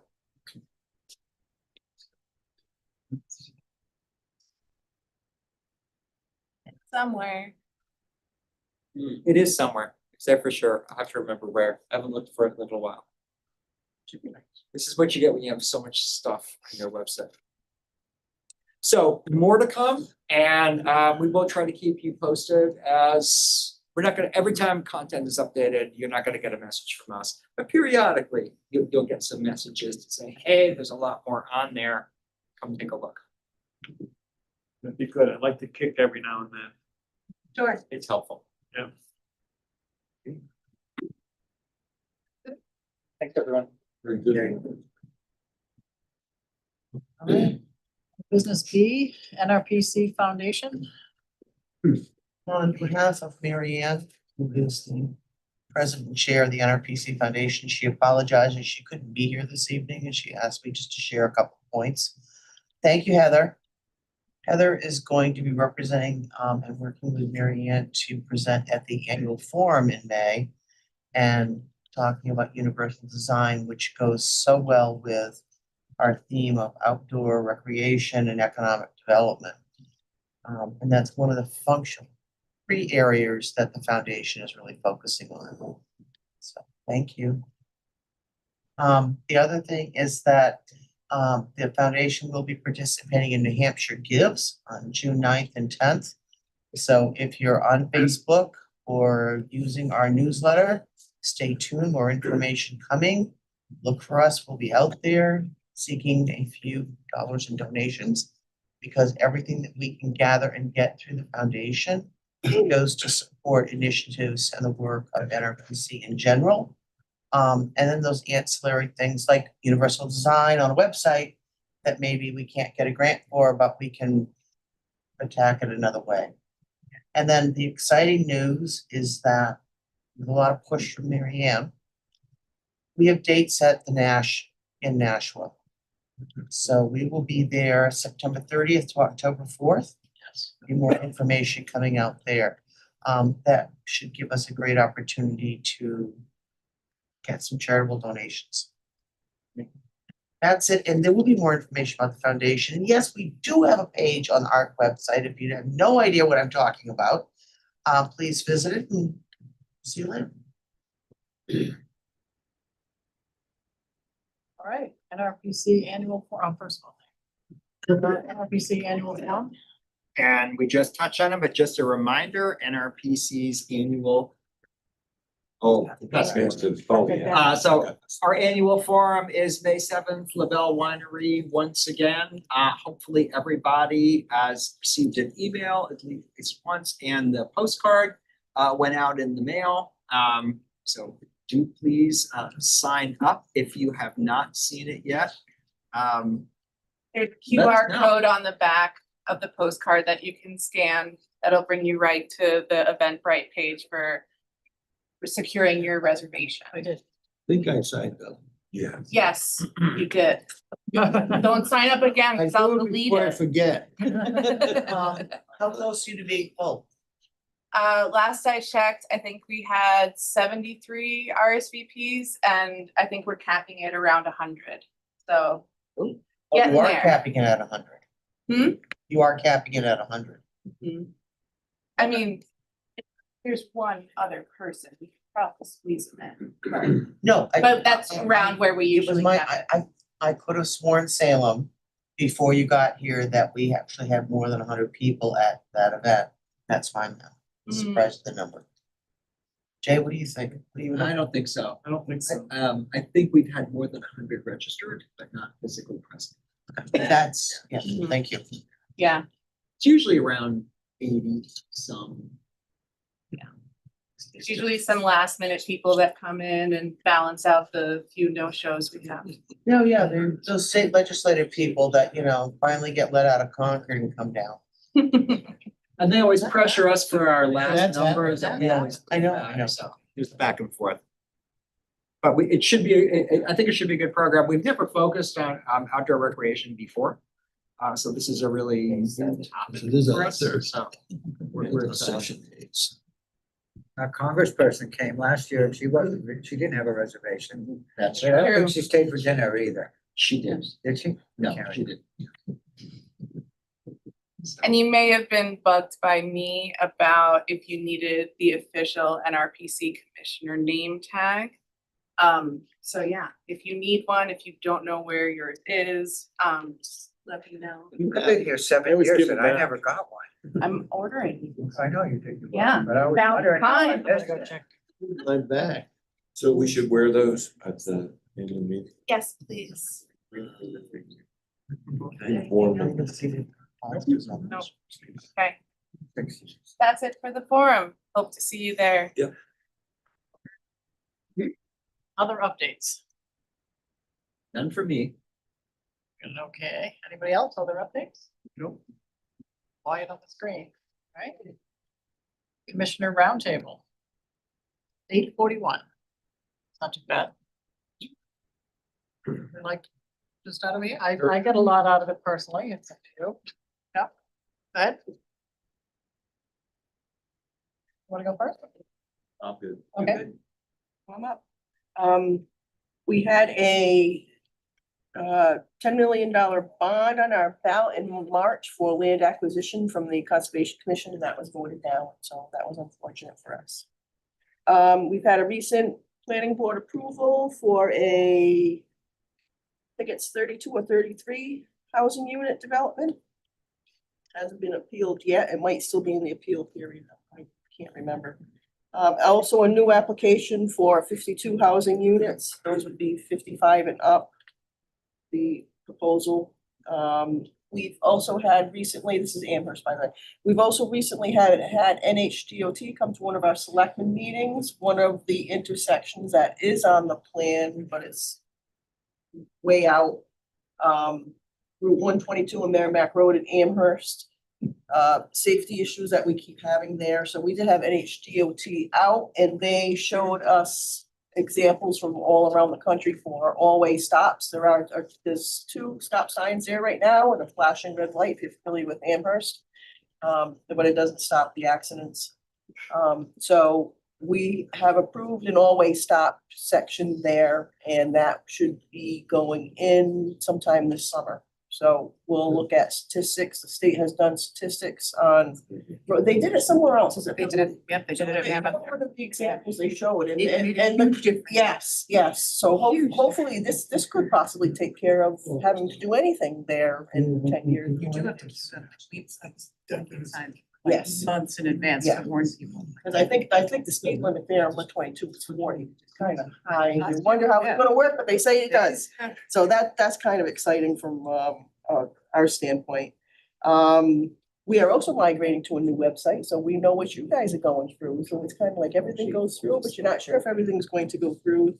And also a big item in Amherst is the rail trail, which is part of, you've seen it here. It's part of the 10-year plan. We've got grant for it. We approved funding for it.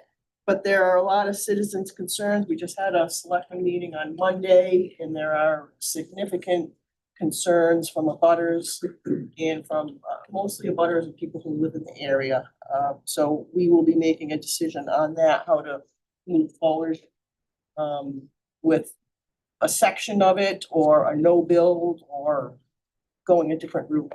So I don't know where we'll end up, but we need to let the state know a decision soon.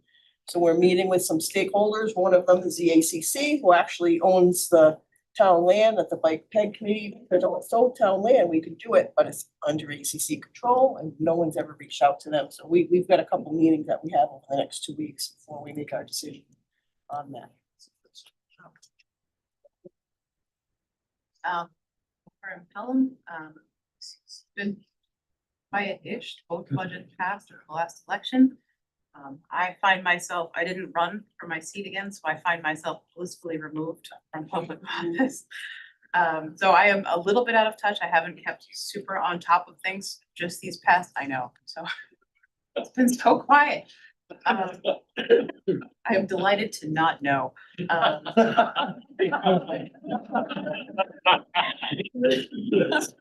Amen. Good answer. Yes, but we do have a couple of things coming up as a pop-up pond conference. I do remain aware of the environmental or crunchy, hippy-dippy things.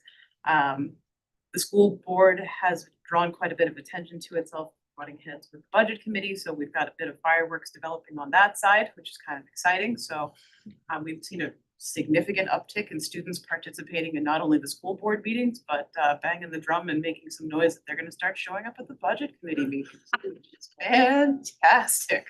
So for that, I will take up a seat in the audience. Very excited for your popcorn. That's that. Yeah, go ahead. All right, we had a citizen petition at the last election to get rid of our WCD. It was voted down, so we still have a conservation district. Merrimack had their annual elections last night. We finally got it through our master plan, so we can move forward. It's funded. The current one is 13 years old, so we're quite a bit behind. So hopefully, I think about 1.5, 2 years. That was a positive thing. We also the voters approved purchase of about 60 acres of land. If you know Merrimack, Twin Bridge Road behind the Commons Plaza, down to the river, for a proposed public safety building, police and fire. Also to give us future options for baseball fields or any other public buildings and link it to our Watson Park. Again, it's hoping sometime in the future for the public safety building. That's a significant expense, but and the DOT has been great with us on the Wire Road, Babusk Lake Road bridges. They've sat down with us, been good with the public, showing which ways the temporary bridges will stay and which way the new bridges are going to go in and so forth. So, and it's interesting because the circumferential highway, they actually came to us and sat down with the council, and our conservation commission is interested in getting some pieces of property, which I thought was good. And I think that if the other communities like Litchfield and Hudson haven't done it, they should look into that too. Thank you. I'll touch on two things for Brookline. First, at last month, the voters approved the creation of the downtown village district. So Brookline now has 3 districts. So it's a mixed use district, residential and light commercial, along Route 130 Main Street, and some areas on some of the roads that connect into it. So it'll be interesting to see what proceeds from there. The other thing is the town of Mason in February received an application for an excavation on a piece of property that is just over the border from Brookline. The proposal was up to 50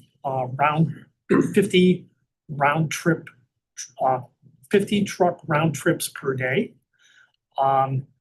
6 days a week with some Sundays, for 8 to 15 years. The applicant, Facebook exploded. yes, it did. So at the meeting, the Mason Planning Board determined that this was a development of regional impact. So Brookline, Greenville, and Townsend, Mass now have a butter status. At the Mason Planning Board meeting in March, the applicant said that they were going to be scaling back their plan to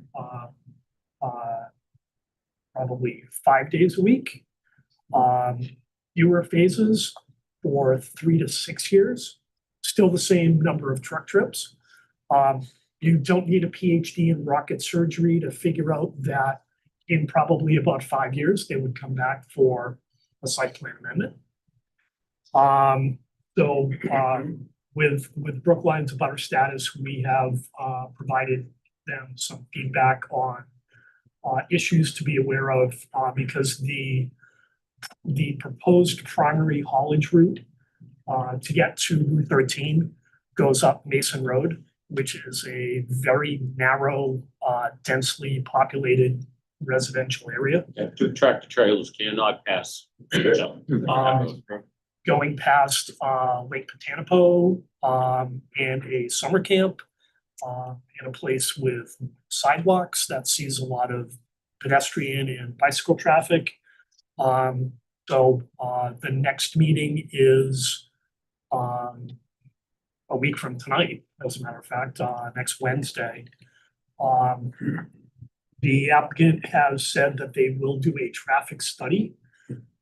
We did have a preliminary meeting with the traffic engineer that they plan to use.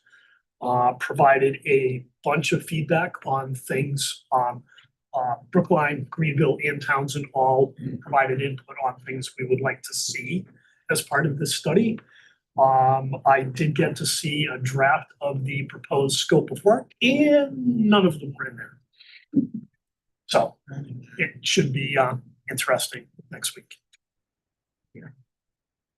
Onyx Corporation, based in Acton, Mass. And their proposal is to take material from this lot and bring it to their processing pit in Sterling, Mass. So it would, yeah, so it would go 13. It would, right, so it would go up Mason Road to Route 13, down through Townsend Center, and then eventually get to Route 190. Oh, going on. Such a small town. Wow. So in Limeboro, we had three petition articles of note pass. The first one is allowing 2 detached ADUs by right for all properties in the town. Passed overwhelmingly. The next 2 are kind of correlated. One was a planning board board article that set 2-acre zoning with soil survey required for subdivision. That passed. The second petition warrant article set a 5-acre minimum zoning with no restrictions. So they're in direct conflict between the two. This throughout the entire town. And they both passed. They both passed. Yeah. I love it. I love it when a plan goes through. Yeah, we had to have a recount on the 5-acre one, but it was within 2 votes. So we've been told by the state that tomorrow night, the planning board meeting, we're supposed to sort that out. I'm not quite sure how we do that. What's the size of your ADUs? 2,000 square feet, 2 bedrooms. 2,000 square feet and you get 2 of them? You get 2 of them. That's like, Oh. that's like 3 I'm houses gonna out tell there, people in Milford, 2-acre lot. not even 1,100 square feet. That's bigger than my house. And that would be on a 2-acre lot. You That do would be need on a 5 2-acre acres. lot. Those Yeah, ADUs. right, yeah. Yes. So to make you feel a little better about your master plan, ours is 25 years old. Right, We have made steady progress and we have the 3 required elements completed, so we're working on the rest. Slow but steady progress. That's it for Limeboro. Oh, and this is my friend and neighbor, Larry LaRouche from Limeboro. Thank you. I'm good. There's a hard house. Yeah, I already did mine and, yeah. But for master plans, I always equated master plans with, when I was in school, we learned about the Russian things, Stalin's and his 5-year plan. None of it ever happened until life. Okay. Litchfield. So Heather, I decided not to run for Board of Selectmen this year as well. I do not miss it. I hope I'm not off camera. They were gracious to let me stay on this committee, which I do appreciate in another regional one I'm on. I don't care when the ambulance go by, and I don't care if the beaver built his dam under the road anymore, you know, I don't know. Maybe later. But it has relieved a lot of stress. I have to admit, you get your life back.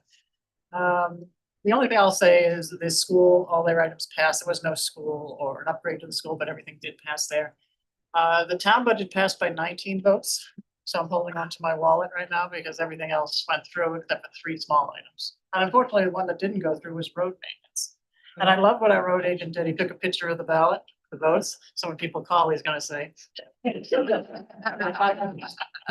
That's a great idea. It is a great idea. And you know, I understand. We had a lot of fiscal issues. We tried to help the veterans, elderly, disabled as much as we could. We looked at the income formula this way, and then we're looking at assets this way next year. You know, we're gonna try to see as many qualify as we can. We're trying to work that way.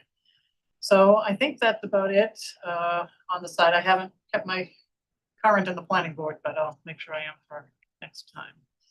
I'm enjoying my first month off. They still have, they still have openings. So Peter covered most of the things. It was interesting that the school budget passed because it hasn't in a couple of years. And it included, which is something that we haven't seen, you know, I think in Merrimack.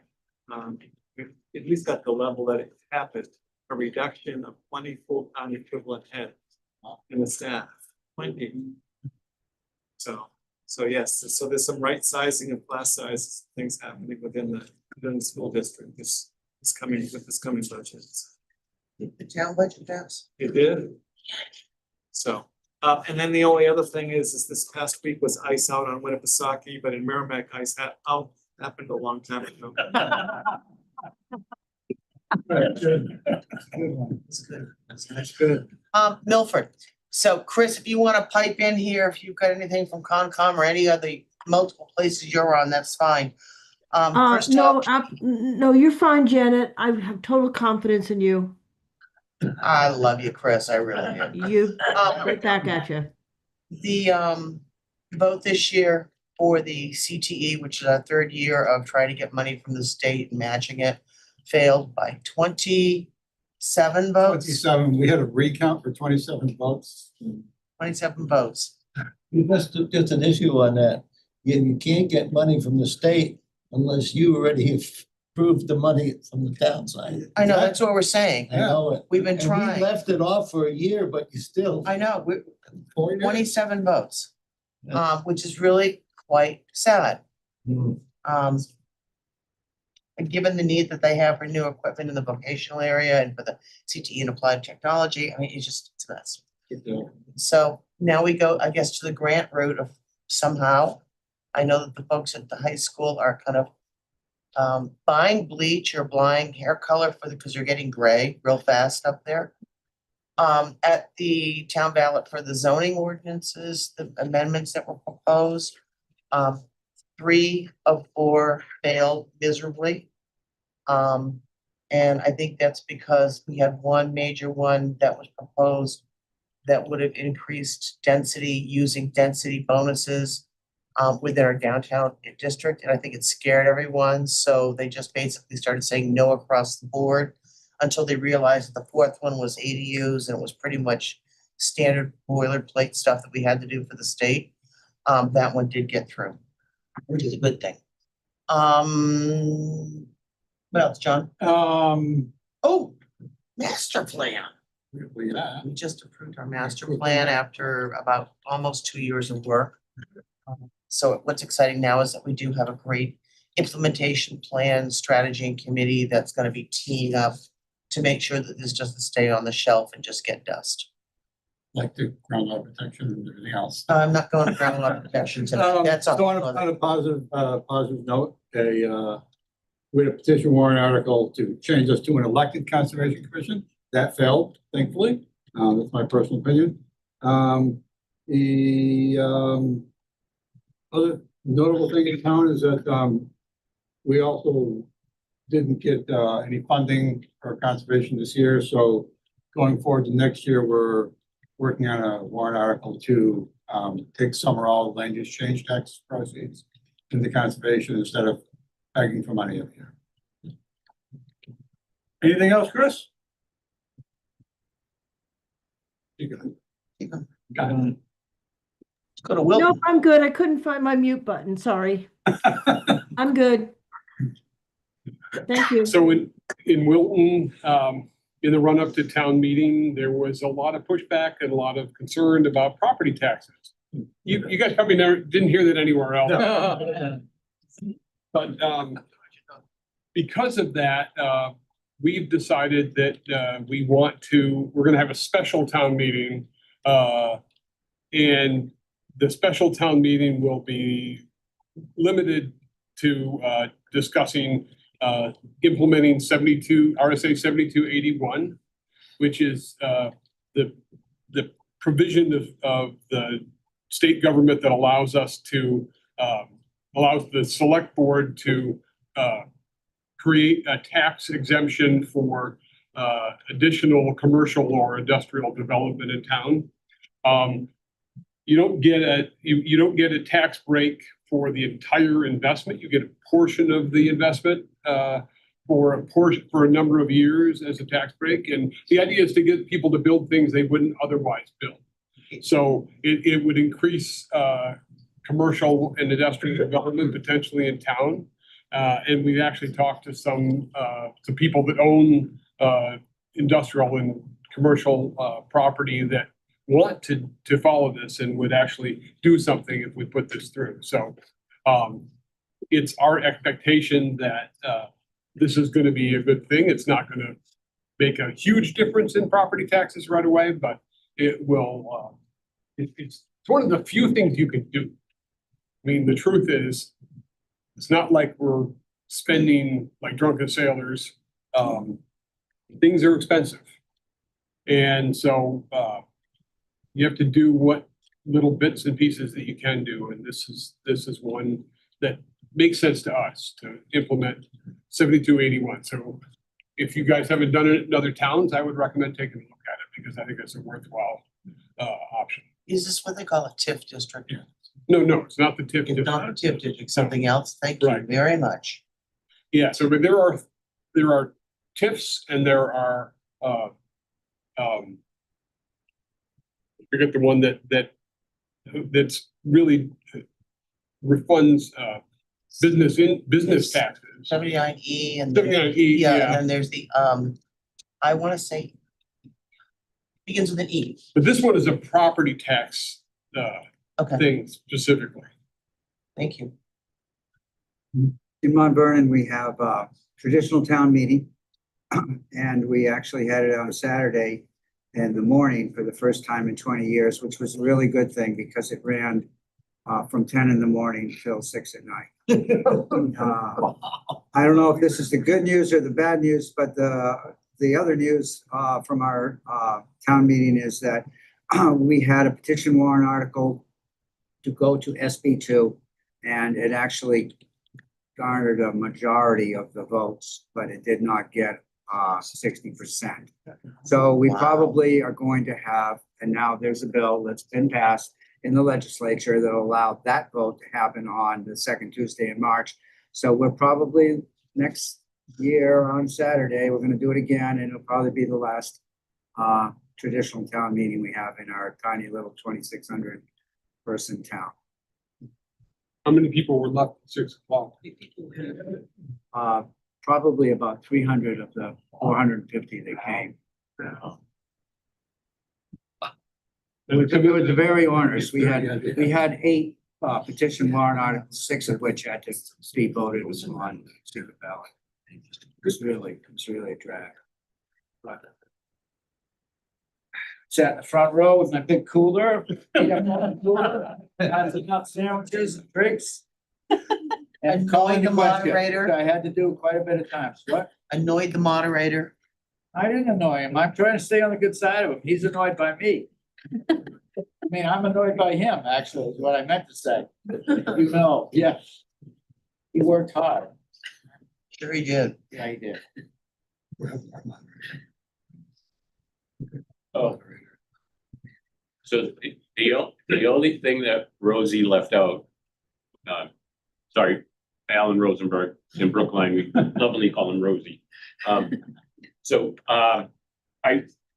I went away to Mexico for a 12-day vacation in February, and while I was in Mexico, it was determined that the Brookline Town Hall was unsafe to be used, and all of our employees had to move out immediately. We're in the process of trying to figure out if the building can be saved. It's unsafe to be in. The roof is going to drop in on the building. So they're trying to figure out if we can prop up the roof, or the safety engineering team is looking at the other areas of the building and determined that the whole thing is under stress. And the only safe part of the town hall is the bathroom in the lobby. So we're in the process, we scattered our employees at different buildings around town, and we're in the process now of trying to put them all underneath one roof that's safe. And we managed to squeak out 300 grand from our town meeting to determine if the building was salvageable, or use the money to develop plans for an entire new building. And as it was, we were trying to figure out how we were going to build a new library, because that one's also 100 years old. So now we're being forced to figure out a library, a town hall, and I don't know, but it's gonna be years before we're able to get back into the town hall. And I've learned, Rosie, and you can correct me, if the building is not, if the building is not used to town hall, does it revert back to the original owners? It reverts back to the original owners. They donated the building in, it was like 1910. Are there still heirs alive? Oh, there's always. Yeah, I think there are. Come on, I hope the name's Langdell. But it's a beautiful building. It's- Oh, it is. And that's the problem that like faces. It's a beautiful building. Just real quickly, you were talking about the Mont Vernon town meeting. The Brookline town meeting had always been the Wednesday after the Tuesday vote. Right. Well, last year, the town decided they wanted to have it on Saturday to have more people come. So we had it on a Saturday, started at 9 a.m. At 6 p.m., the moderator said, "We will be continuing the meeting." So we went 2 Saturdays. Part 2 went from 9 a.m. to, I think it was about 12:30.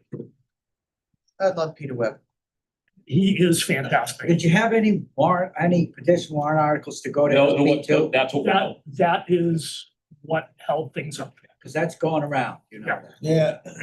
Reverting this. Yeah, thank goodness for a state rep. That's a big. Anyway, sorry. Oh, personal opinion. Oh, and we now actually have to have a special town meeting, because at the real town meeting, we passed a warrant for a bond article to remove Pierce Pond Dam, which is on the state's red list. So it pretty much has to come out. So that passed during town meeting part 1. In town meeting part 2, someone went up to the microphone and said, "Well, when you posted the warrant article, because it's a bond issue, you did not include the 5-year tax impact. Therefore, this is an invalid article." Oh, no. Yeah. So we have to have a special town meeting in order to fix that. $25,000, I mean, It- that's at its cost for the town. Yes. So. Yes. I have one more thing that I forgot. We had a petition, and only because it's kind of interesting. We had a petition warrant article for Babusick Lake. There's a homeowners association that we have, and we connect with Merrimack, the Merrimack folks.